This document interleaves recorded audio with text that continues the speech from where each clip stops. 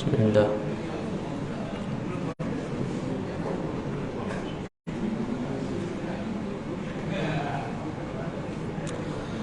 السلام عليكم ورحمة الله وبركاته.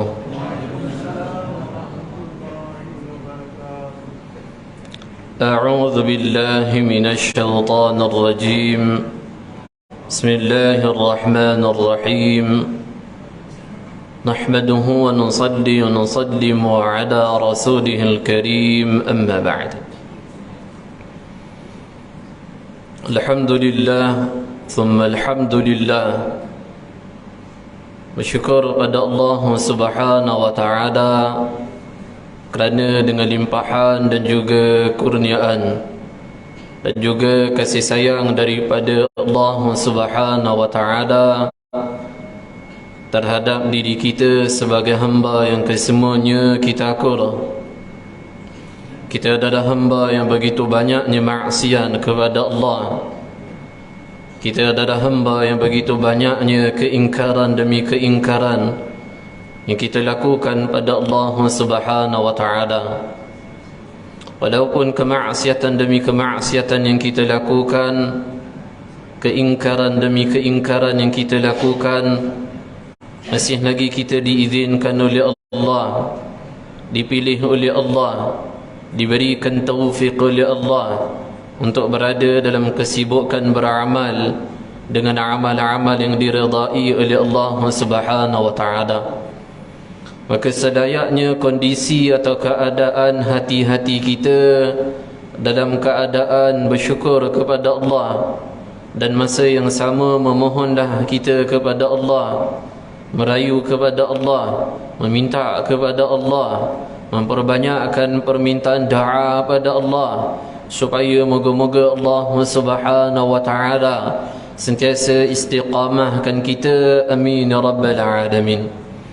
Hadirin hadiran, tuan-tuan dan juga puan-puan yang dirahmati oleh Allah Subhanahu wa taala, di antara kenikmatan yang selayaknya pada masa ini untuk kita mensyukuri atas nikmat yang diberikan oleh Allah adalah kenikmatan kita menikmati syahr Ramadan, yakni bulan Ramadan. Apabila disebut mengenai syahr Ramadan, kathirun minasy-syahr, apabila disebut nama bulan Ramadan, maka di situ akan ada begitu banyak cabang mengenai bulan tersebut. Boleh kita namakan syahrul Ramadan asy-syahrul mubarak. Bulan Ramadan adalah bulan yang diberkati oleh Allah Subhanahu wa taala. Apabila kita menyebut syahrul Ramadan, di situ juga kita akan sebut asy-syahrus sabr. Bulan Ramadan adalah bulan yang diuji soal kesabaran kita. Allah Subhanahu wa taala berfirman dalam surah Al-Imran ayat yang terakhir sekali, ayat yang kelas, ayat yang ke-200. Allah Subhanahu wa taala berfirman, ya ayyuhalladzina amanu isbiru wa sabiru wa rabitu wattaqullaha la'allakum tuflihun. Wahai hamba-hamba yang beriman, sabarlah kamu dan perkuatkanlah sabar kamu. Maka perintah Allah kepada orang yang beriman perlukan kesabaran di atas kesabaran. Nabi sallallahu alaihi wasallam bersabda, syahrul Ramadan asy-syahrus sabr. Bulan Ramadan adalah bulan kesabaran. Tidaklah seorang itu sabar pada bulan Ramadan, melainkan Allah akan membalaskan syurga untuknya. Ketika Allah Subhanahu wa taala berfirman, wahai hamba-hamba yang beriman, sabarlah kamu dan perkuatkanlah sabar kamu. Sekiranya kita membuka kitab tafsir seperti karya Al-Imam As-Suyuti, Tafsirul Jalalain, kalau kita membuka kitab tafsir Al-Qurtubi, kalau kita buka kitab tafsir Imam Ibn Kathir, maka kita akan menemui ulama membahas mengenai ayat firman ini, sabarnya orang beriman di atas kesabaran untuk menghadapi 3 jenis situasi keadaan. Pertama adalah sabar ketika menjalankan perintah ketaatan pada Allah. Kedua adalah sabar pada meninggalkan larangan dilarang oleh Allah.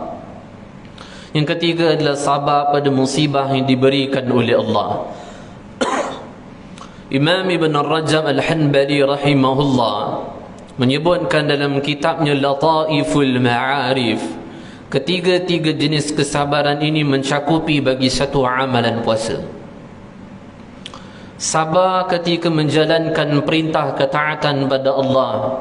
Seorang yang puasa lesu, tak larat, penat, letih, tetap dia mendirikan salat 5 waktu kerana dia telah mengerjakan ketaatan pada Allah dengan penuh kesabaran. Orang yang sedang berpuasa melakukan ibadah haji dan umrah, mereka melakukan dengan begitu mujahadah, penat, kerana mereka mentaati perintah Allah. Mereka melaksanakan dengan penuh kesabaran. Sekiranya tak ada kesabaran dalam mentaati perintah Allah kerana alasannya puasa, maka kita akan tinggalkan amalan-amalan wajib. Yang kedua adalah sabar pada meninggalkan larangan dilarang oleh Allah.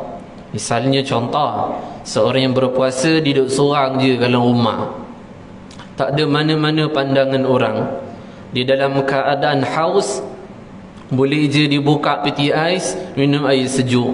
Tapi kerana meyakini adanya pandangan Allah kepada dia, maka dia sabar pada meninggalkan perkara yang dilarang oleh Allah, sehingga dia tak minum kerana dia sabar pada perkara yang dilarang oleh Allah. Yang ketiga, sabar pada musibah yang diberikan oleh Allah, iaitu perasaan lapar dalam sepanjang puasa yang kita tengah menikmati puasa pada setiap hari pada bulan Ramadan.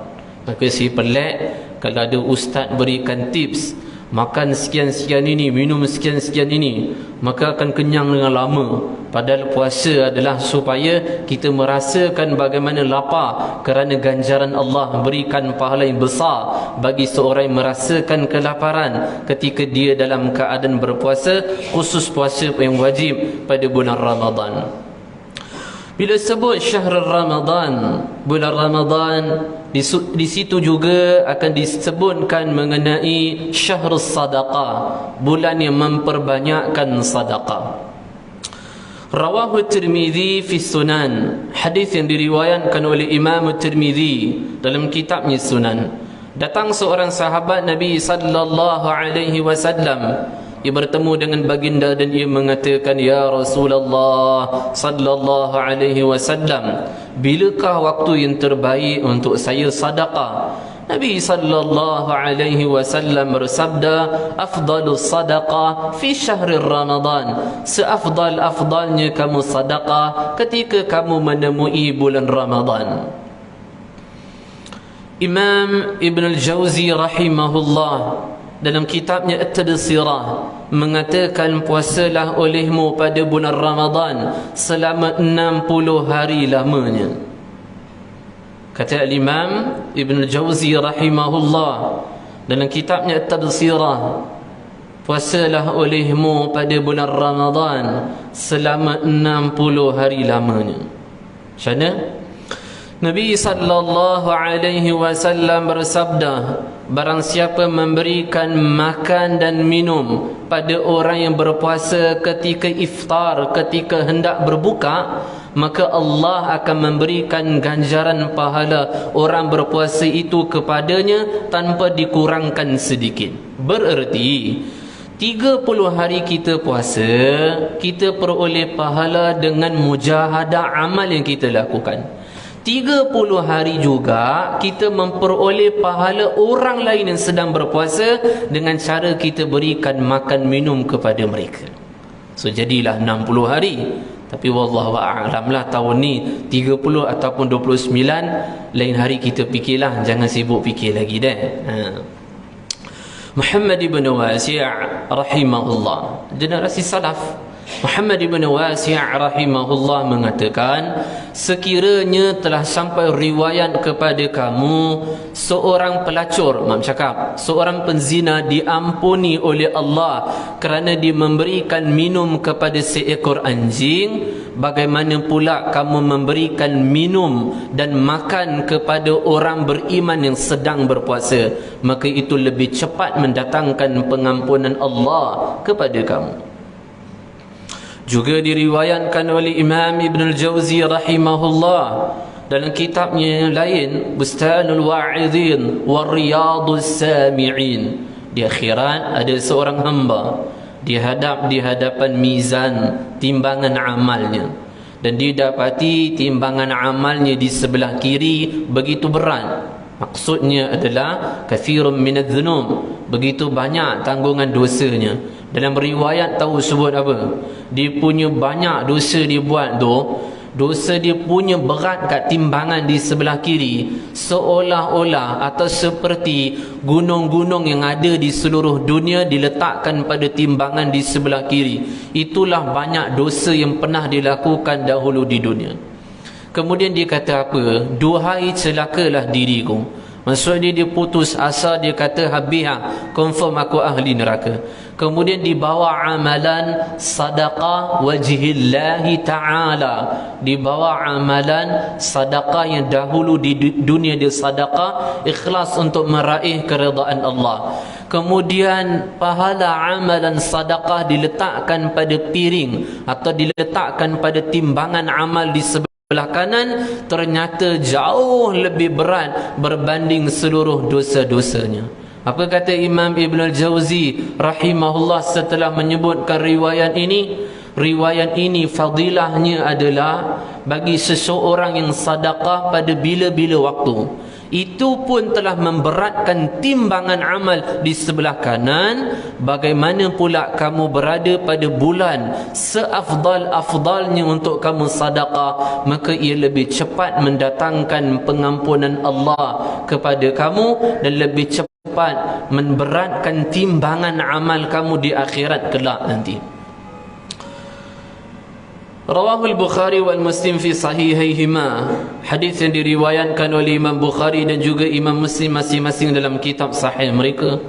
Nabi sallallahu alaihi wasallam bersabda, barang siapa yang berbuat baik kepada para janda, atau barang siapa yang memberikan sesuatu kepada para janda dan juga kepada fuqara wal masakin, pada fakir miskin, maka fadilahnya, ganjaran pahalanya adalah seperti seorang yang jihad di jalan Allah, ataupun pahalanya seperti orang yang mendirikan salat malam dan juga di siang harinya dia dalam keadaan berpuasa.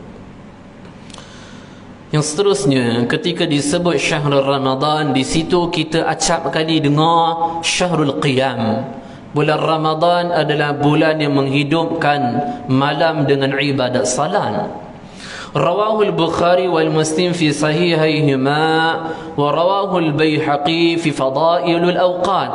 Qala an-nabiy sallallahu alaihi wasallam, man qama Ramadan imanan wa ihtisaban ghufira lahu ma taqaddama min dhanbi wa la ta'akhkhar.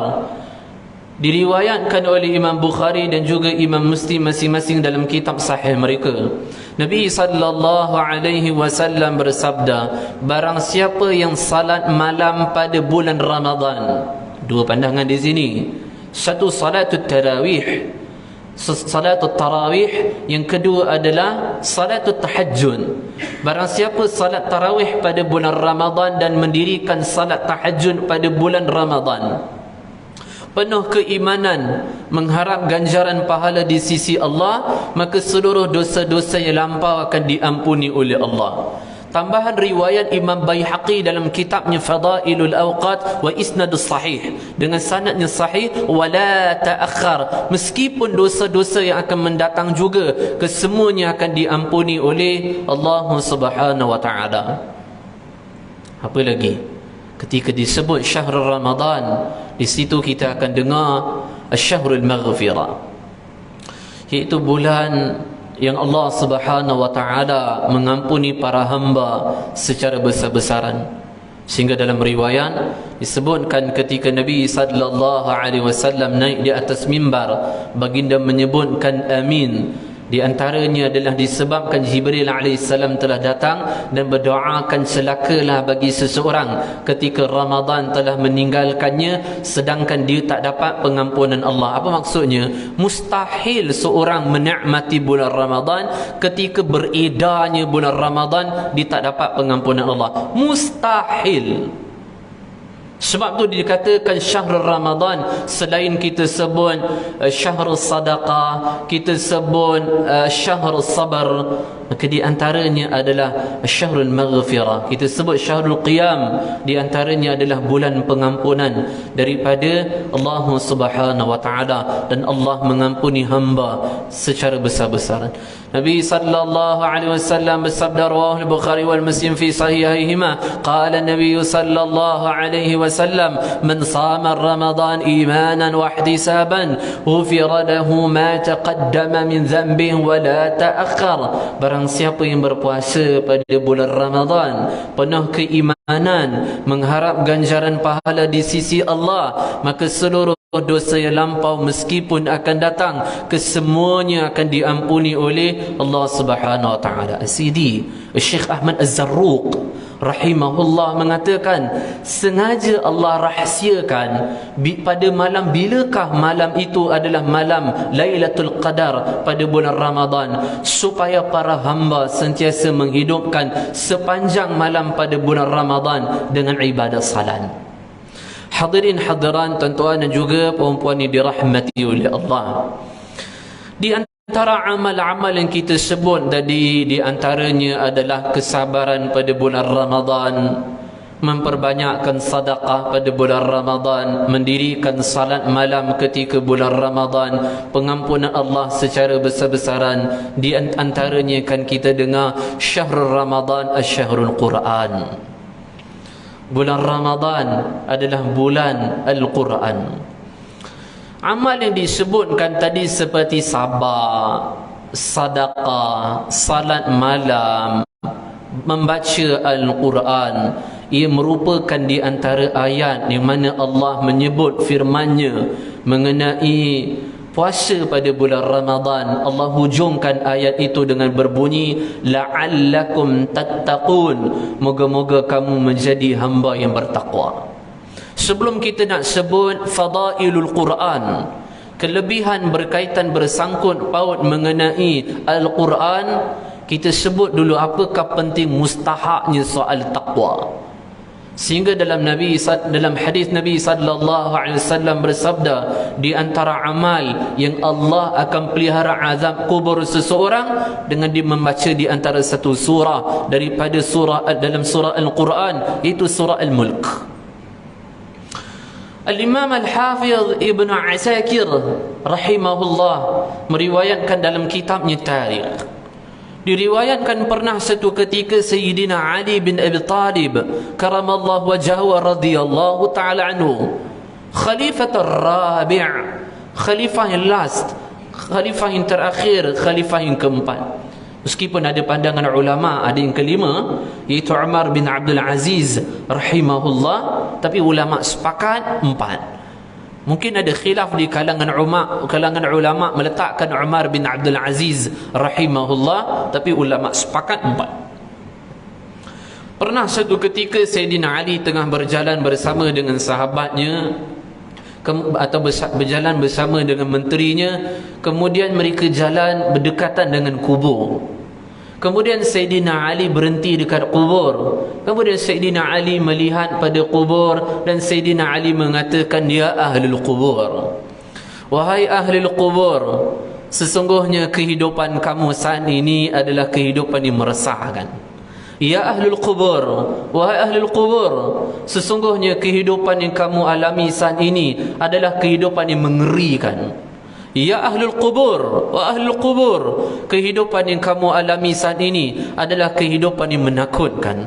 Ya ahlul qubur wa ahlul qubur, sesungguhnya kehidupan kamu saat ini adalah kehidupan yang amat sempit dan kehidupan yang begitu sangat gelap. Ya ahlul qubur, ya ahlul qubur, sesungguhnya rumah-rumah kamu telah pun didiami oleh orang lain. Ya ahlul qubur, ahlul qubur, sesungguhnya harta-harta kamu telah pun diagih-agihkan. Ya ahlul qubur, wahai ahlul qubur, sesungguhnya isteri-isteri kamu telah pun dinikahi oleh lelaki lain. Ya ahlul qubur, wahai ahlul qubur, ini adalah pengkhabaran kami kepada kamu. Apa pula pengkhabaran kamu kepada kami? Sayyidina Ali melihat pada menterinya atau kepada sahabatnya, dan ia mengatakan, sekiranya Allah izinkan pada mereka saat ini untuk berbicara dengan kita, nescaya mereka akan sebut pada kita, watazawwadu fa inna khairaz zadi taqwa, sebaik-baiknya bekal seorang hamba adalah ketakwaan kepada Allah.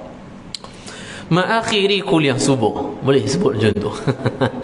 Mengakhiri kuliah subuh yang terakhir kita bagi penghujung adalah berkaitan mengenai Al-Quran. Al-Imam Al-Hafiz Ibn Kathir rahimahullah punya karya judul kitabnya adalah Fadailul Quran, membicara soal selok belok berkaitan mengenai Al-Quranul Karim atau Al-Quranul Majid. Ada beberapa bab, bukan beberapa lah, sangat banyak bab kat dalam ni, dia banyak sangat. Disebut mengenai qiraan terbahagi kepada berapa dan sebagainya. Saya akan menyebutkan 7 bab berkaitan mengenai Al-Quran. Pertama adalah para malaikat akan mendekati seorang yang membaca Al-Quran. Kedua adalah sakinah, ketenangan akan datang pada orang yang membaca Al-Quran.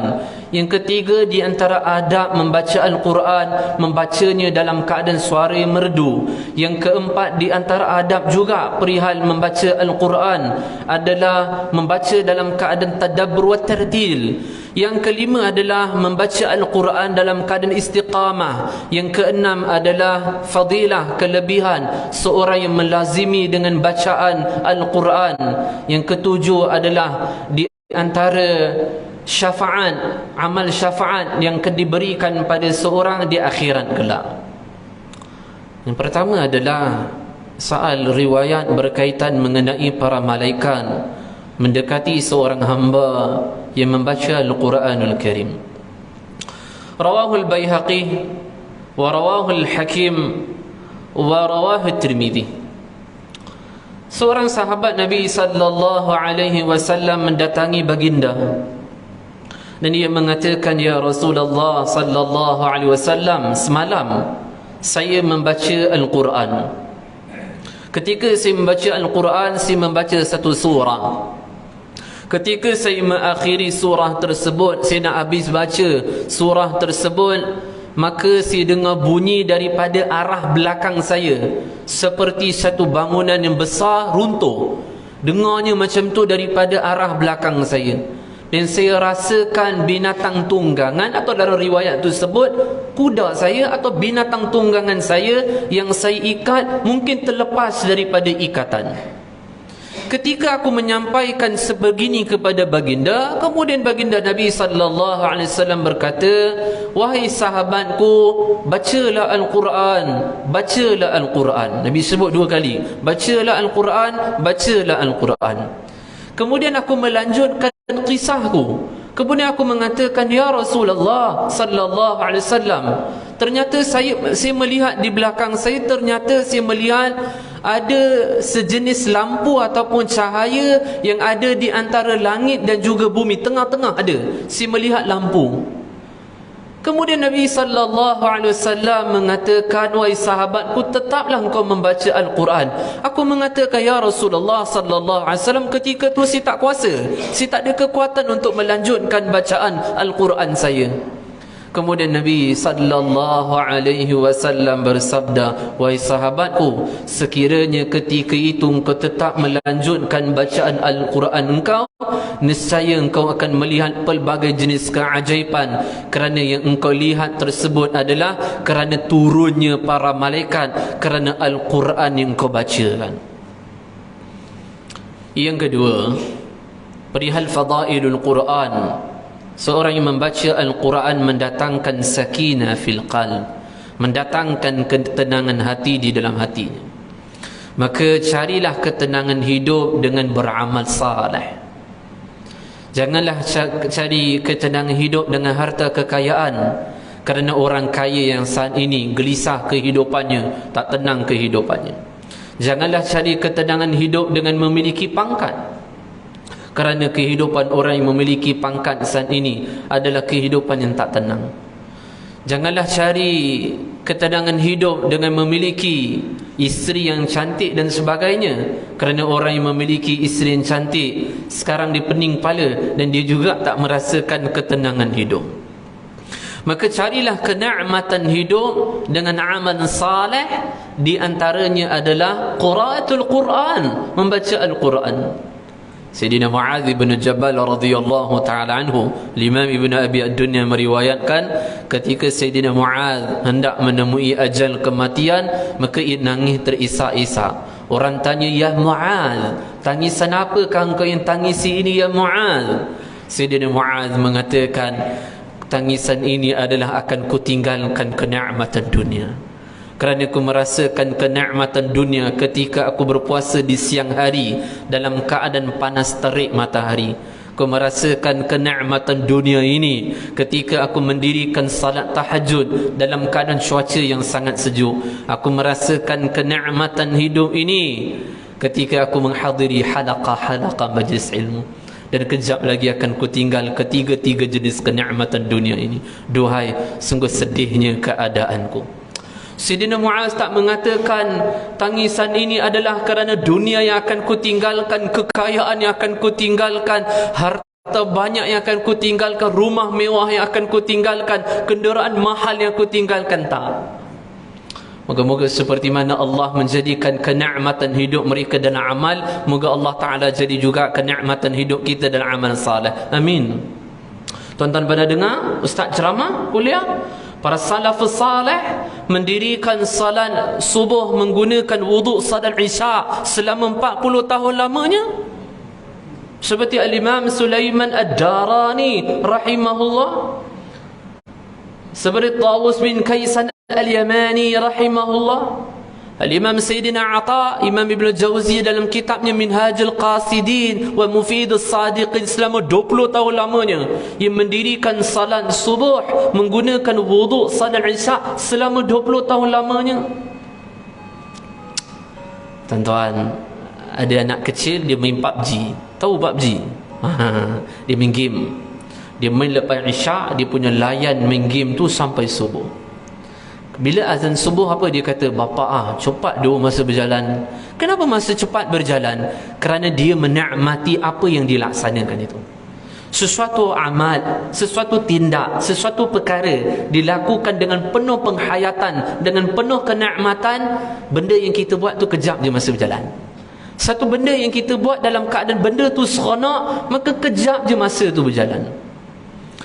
Fudail ibn Iyad rahimahullah, ia mengatakan selama 20 tahun lamanya tidak ku hadapi kesedihan adalah bila lenyap luputnya waktu tahajud, bila datangnya waktu subuh. Kerana lepas subuh manusia akan menjadikan aku dalam keadaan lalai. Tapi ketika kematian anaknya Ali bin Al-Fudail, ia dalam keadaan tersenyum gembira. Kematian anak boleh tersenyum, tetapi hilangnya tahajud merupakan kesedihan. Maka orang tanya, "Ya Fudail, fi hadzal yaum, hey Fudail, hari ini apakah hari kegembiraan bagi kamu? Kerana kami telah melihat ukiran senyuman di wajah kamu." Fudail bin Iyad mengatakan, "Na'am, ya." Kerana tidaklah Allah mentakdirkan sesuatu takdir pada hamba, melainkan Allah mentakdirkan itu kepada hamba dalam keadaan penuh kasih sayang. dan tidaklah aku mencintai takdir Allah kerana aku mencintai Allah. Nabi sallallahu alaihi wasallam bersabda, tidaklah satu kaum berkumpul atau berhimpun di masjid, di rumah-rumah Allah atau di masjid, kemudian mereka membaca Al-Quran dalam keadaan terus menerus, melainkan Allah subhanahu wa ta'ala turunkan ketenangan kepada mereka. Rahmat Allah subhanahu wa ta'ala menyelimuti mereka, para malaikat mengelilingi mereka, dan juga Allah subhanahu wa ta'ala membanggakan mereka di hadapan para malaikat muqarrabin, di hadapan para malaikat yang dekat dengan Allah subhanahu wa ta'ala.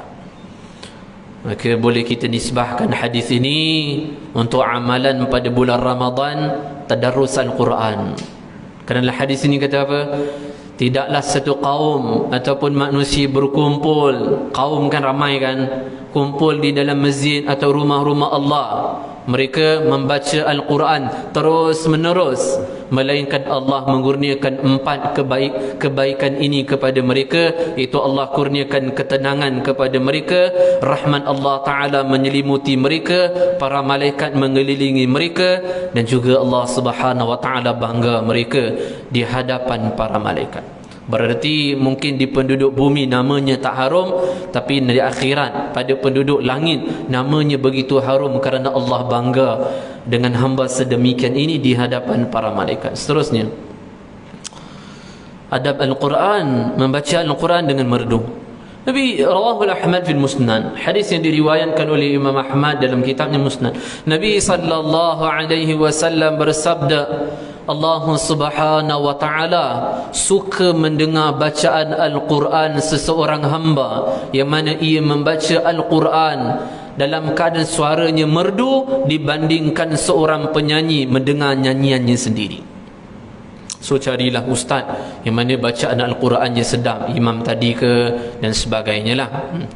Yang seterusnya, adab Al-Quran, membaca Al-Quran dengan tadabbur wa tartil, menghayati maknanya dan membaca dengan penuh tajwid. Seorang jumpa sepupu Nabi sallallahu alaihi wasallam, Abdullah bin Abbas radhiyallahu ta'ala anhuma. Dia mengatakan, ya Abdullah, saya ini kalau baca Al-Quran baca dengan cepat, sehingga makan masa tempoh 3 hari saya akan mengkhatamkan Al-Quran.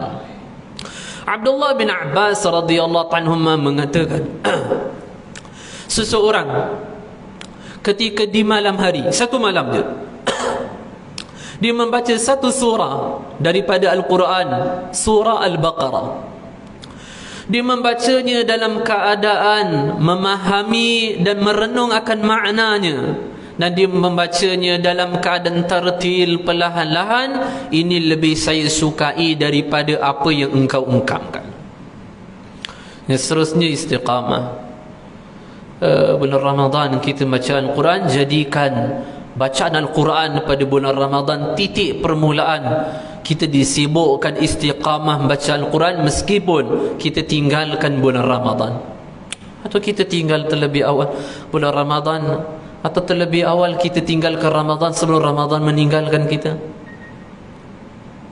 Imam Ibn Rajab menyebutkan syair dalam kitabnya, ada orang telah membeli pakaian yang baru, ada orang telah membeli pakaian yang mahal, ada orang telah membeli pakaian yang mewah, ada orang telah membeli pakaian cantik dan indah, yang dia nak gunakan pakaian itu bila datangnya satu Syawal. Ternyata bila datangnya satu Syawal, pakaiannya adalah kain kafan. Disangkakan ketika satu Syawal adalah detik hari yang menggembirakan dia, kerana datangnya tetamu demi tetamu di pagi hari. Ternyata di pagi hari datang tetamu yang tak dijemput, iaitu malaikat Israel alaihi salam. Disangkakan satu Syawal hari yang menggembirakan dia, malah satu Syawal adalah hari yang paling menyedihkannya. Istiqamah.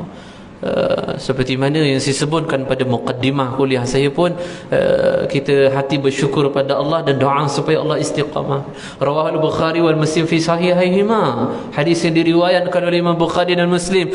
Nabi sallallahu alaihi wasallam bersabda, amal yang paling dicintai oleh Allah adalah amalan kebaikan seseorang yang dilakukan secara berterusan, iaitu istiqamah, konsisten. Fi riwayat, dalam riwayat lain, Nabi sallallahu alaihi wasallam bersabda, amal kebaikan yang paling dicintai oleh Allah Subhanahu wa taala adalah amalan istiqamah meskipun amalan itu sedikit. Yang seterusnya, qiraatul Quran, orang yang sibuk membaca Al-Quran, amal itu akan mendatangkan, berikan syafaat di akhirat kelak. Nabi sallallahu alaihi wasallam bersabda, as-saum wal Quran, amalan puasa dan amalan Al-Quran akan mensyafaati seseorang hamba nanti di akhirat.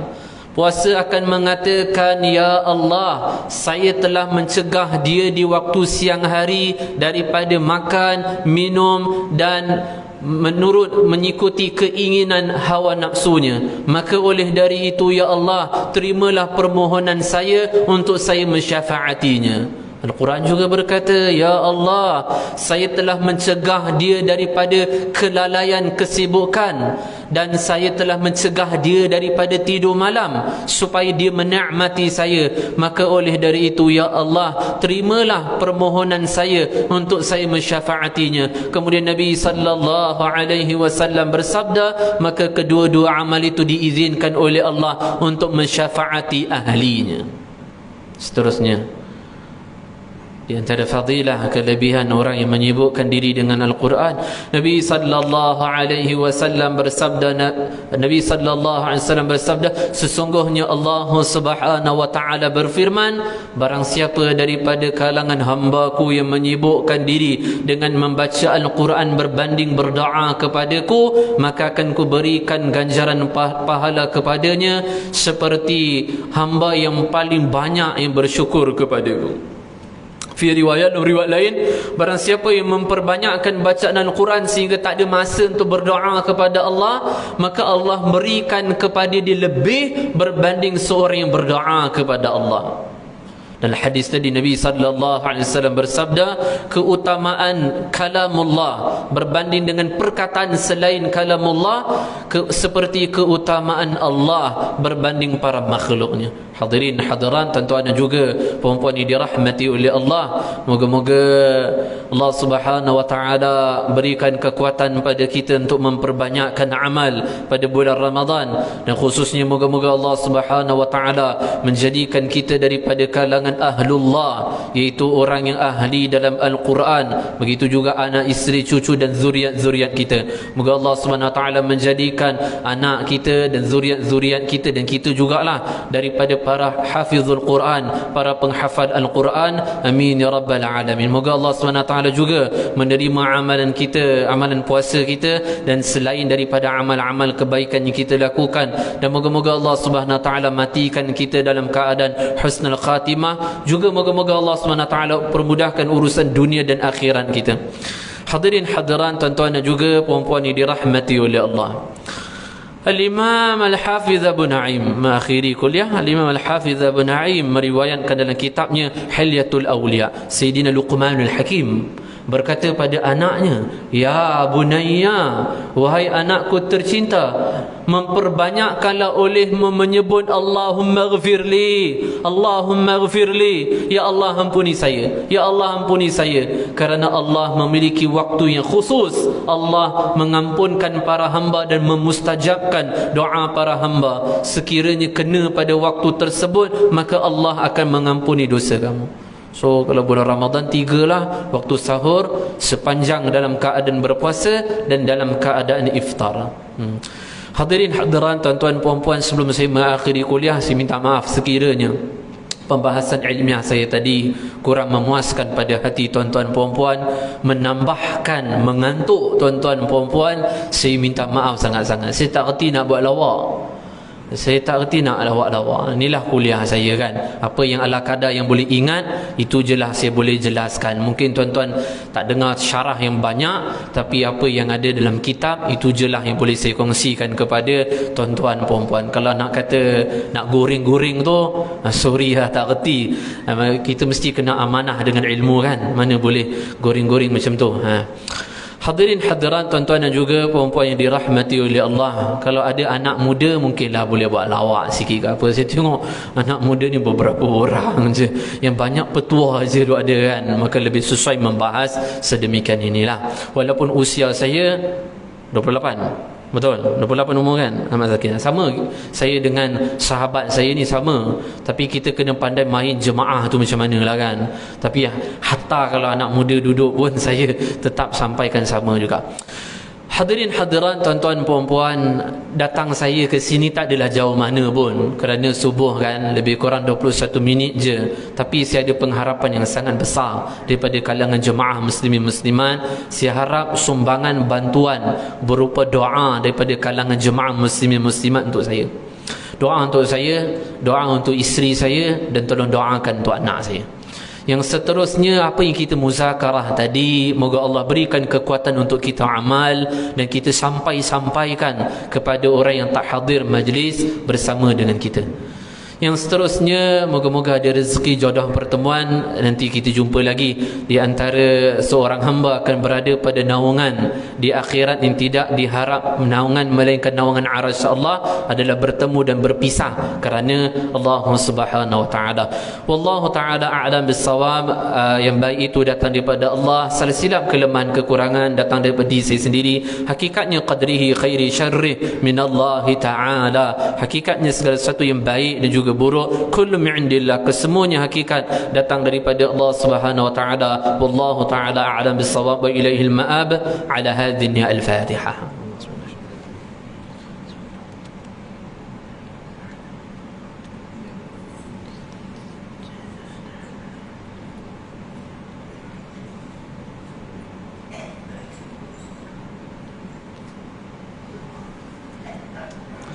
أعوذ بالله من الشيطان الرجيم. بسم الله الرحمن الرحيم. الحمد لله رب العالمين، والعاقبة للمتقين، ولا عدوان إلا على الظالمين. اللهم صل على سيدنا محمد وعلى آله وصحبه أجمعين. اللهم إنا نسألك رضاك والجنة، ونعوذ بك من سخطك والنار. اللهم إنك عفو كريم تحب العفو فاعف عنا وعن والدينا وعن جميع المسلمين والمسلمات والمؤمنين والمؤمنات الأحياء منهم والأموات برحمتك يا أرحم الراحمين. ربنا هب لنا من أزواجنا وذرياتنا قرة أعين واجعلنا للمتقين إماما. اللهم رب زدنا علما وارزقنا فهما. اللهم بارك لنا في هذه الشهر رمضان. اللهم بارك لنا في هذه الشهر رمضان. اللهم بارك لنا في هذه الشهر رمضان. اللهم اغفر للمسلمين والمسلمات. اللهم اغفر للمسلمين والمسلمات. اللهم اغفر للمسلمين والمسلمات والمؤمنين والمؤمنات الأحياء منهم والأموات برحمتك يا أرحم الراحمين.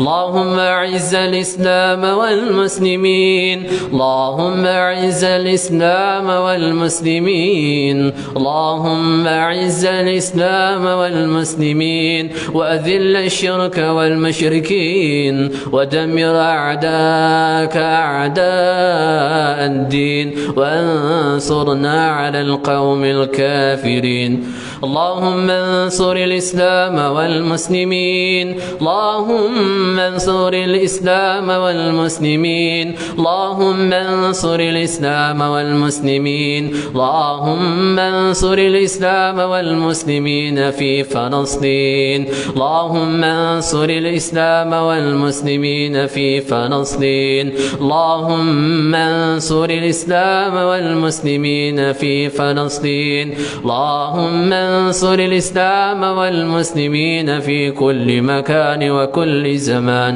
ربنا عليك توكلنا وإليك أنبنا وإليك المصير ربنا آتنا في الدنيا حسنة وفي الآخرة حسنة وقنا عذاب النار وصلى الله على سيدنا محمد وعلى آله وصحبه وبارك وسلم سبحان ربك رب العزة عما يصفون وسلام على المرسلين والحمد لله رب العالمين السلام عليكم ورحمة الله وبركاته.